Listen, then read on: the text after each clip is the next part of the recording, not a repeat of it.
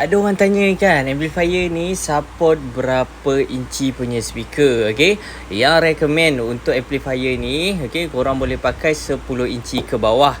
Tapi, okey, saya pakai 12 inci pun dia boleh pakai, tapi dia tak boleh keluar full potential untuk 12 inci lah. Okey. Tapi dia boleh pakai and still lagi bunyi, okey? Kalau korang tengok, okey, kita buka. Lepas tu kita connect ke smart TV, okey. Kita connect ke smart TV.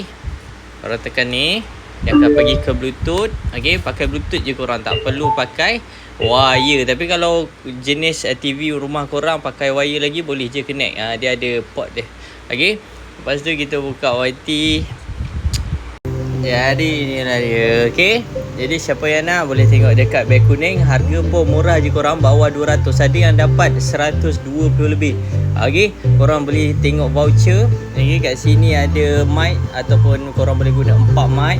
Okey, kat sini dah ada Bluetooth sekali, FM, SD card dan juga USB. Korang boleh buka memori dekat sini, okey. Kat sini dia punya adjuster. Okey. Siapa yang nak beli boleh tengok dekat beg kuning. Bye bye.